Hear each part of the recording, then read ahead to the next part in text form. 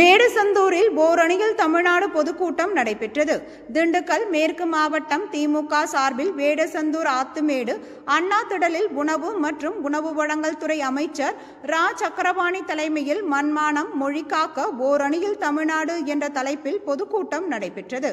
இந்த நிகழ்ச்சிக்கு சிறப்பு அழைப்பாளர்களாக தலைமை கழக பேச்சாளர் தூத்துக்குடி சரத்பாலா, நந்தம் முன்னாள் எம்எல்ஏ ஆண்டி அம்பலம், வேடசந்தூர் சட்டமன்ற உறுப்பினர் காந்திராஜன், தெற்கு ஒன்றிய செயலாளர் வீரா சுவாமிநாதன், வடக்கு ஒன்றிய செயலாளர் கவிதா பார்த்திபன் உள்ளிட்ட முக்கிய நிர்வாகிகள் கலந்து கொண்டு சிறப்புரையாற்றினர்.